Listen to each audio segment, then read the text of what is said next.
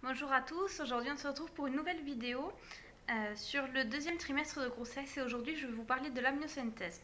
Alors qu'est-ce que l'amniosynthèse? Donc l'amniosynthèse consiste à prélever un échantillon de liquide amniotique afin de déterminer s'il y a une présence du parasite ou pas.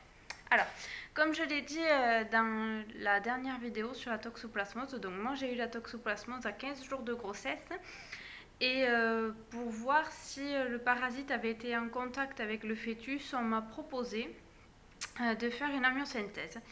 Donc avec mon conjoint, on n'a pas hésité longtemps et c'est vrai que on l'a faite.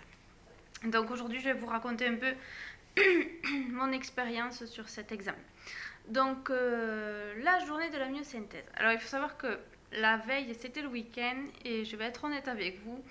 J'ai été stressée tout le week-end, même que la veille, j'ai fait une crise de panique, peur de perdre mon bébé, même si ça représente que 1% de chance de perte, entre guillemets. Et j'ai fait une grosse crise de panique, je savais plus trop si je devais la faire, si je devais pas la faire.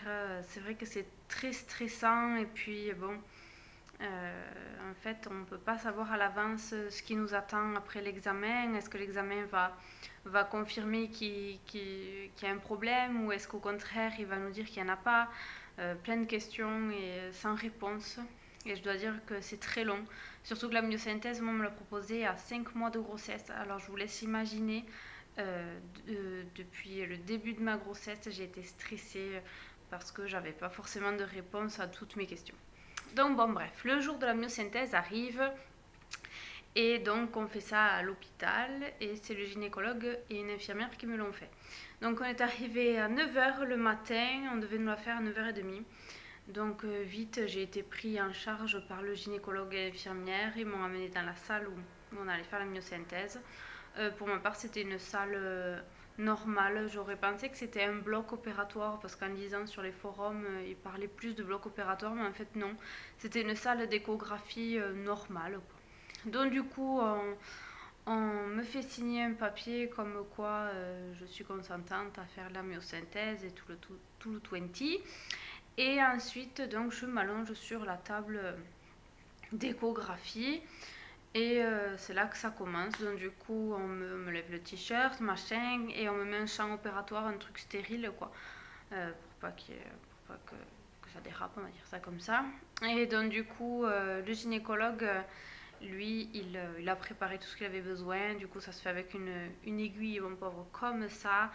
Euh, et il prépare sa fiole. Moi, je pensais que c'était des mini-fioles, genre comme ça. Non, non, c'est le truc, il est grand comme ça, quoi. Donc, bon, voilà, quoi. Donc, bref, il allume l'échographe et il commence à regarder avec en échographie où était passé le petit pour pas que avec l'aiguille on le pique et qu'on l'embête en fait. Mais après il faut être rassuré, le bout d'aiguille est mou. Donc du coup, des fois il y a des petits malins qui s'amusent à jouer avec. Donc voilà, c'est prévu que si jamais. Donc bon, on repère où est le petit et où est le placenta pour pas y piquer dedans forcément. Et là, pendant ce temps, il y a l'infirmière qui me fait une légère anesthésie au niveau du ventre quand le gynécologue lui a dit où il était. Il a défini une zone où ils allaient me piquer. Elle m'a fait une légère anesthésie locale, manière de m'endormir la peau pour pas que je sente l'aiguille, du moins sur le ventre. Donc voilà, donc il repère le petit machin et en même temps, ça y est, il prend sa longue aiguille. Moi je tremblais comme une feuille. Je pleurais presque, j'avais peur. L'infirmière à côté me tenait la main, elle essayait de me parler pour me changer les idées. Et puis bon, là, il plante et je dois être honnête, je l'ai senti passer.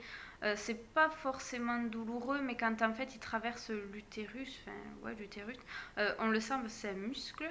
Et je sais pas si c'est vraiment de la douleur, j'avais très peur, donc du coup, je peux pas trop juger la douleur, mais c'est vraiment une sensation vraiment pas agréable. Et je crois que toutes les 15 secondes, je lui demandais ça y est, vous avez fini, ça y est, vous avez fini.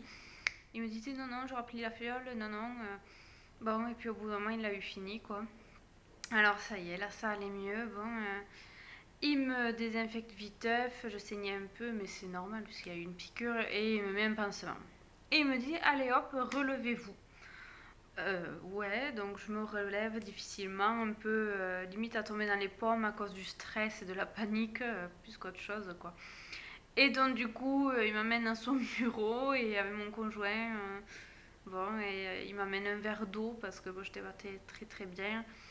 Et puis il me dit, ben, vous pouvez rentrer chez vous, vous aurez les résultats dans 15 jours. 15 jours, mon Dieu, que c'est long. Bref, je rentre à la maison, toujours un peu pâle, toujours sur le coup du stress. Et du coup, je m'allonge. Je m'allonge et j'avais mal au ventre, hein. Ça tirait, quoi, c'était pas très agréable. En plus, je sentais pas le petit bouger, alors c'est bon, j'avais encore la panique dessus. Machin, bref, je passe la nuit comme ça, j'étais très fatiguée, j'ai très bien dormi par contre. Et le lendemain, bon, je sais pas pourquoi, m'est venue une lubie que j'avais des pertes étranges. Alors j'avais vu sur internet, bien sûr, le truc à pas faire quand on est enceinte, c'est d'aller sur internet.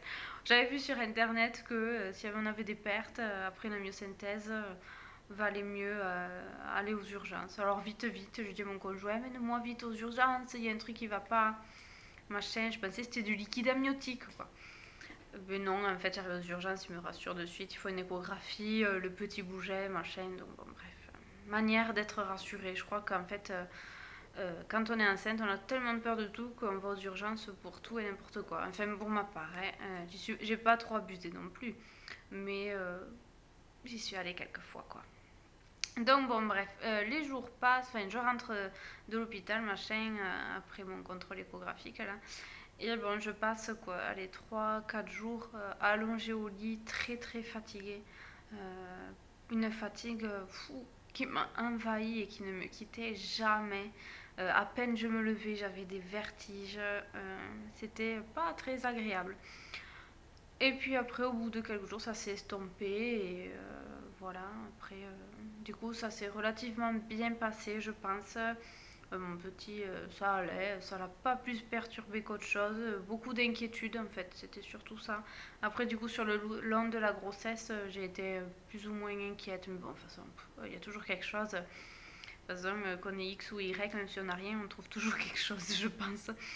Et du coup, j'ai eu le résultat de la myosynthèse qui était négatif. Du coup, le petit n'avait pas été en contact avec le parasite et tout. Donc, gros soulagement.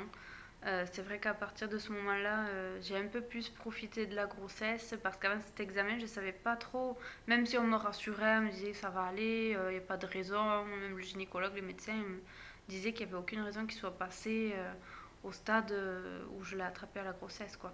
Donc bon, mais j'étais quand même un peu sceptique. Mais c'est vrai qu'après cette myosynthèse, c'est vrai que c'est un examen à risque, mais c'est vrai qu'après j'ai vécu le reste de ma grossesse plus, pas totalement en confiance, mais plus soulagée, on va dire, parce que c'est vrai que c'était, ça m'inquiétait, et même à mon conjoint, c'est vrai qu'on n'était pas très à l'aise, on n'osait pas s'attacher au bébé parce qu'on ne savait pas trop ce qu'on allait nous dire, autant on allait nous dire, ben, ça va pas, c'est pas, les résultats sont pas bons, est-ce que vous voulez garder ou pas?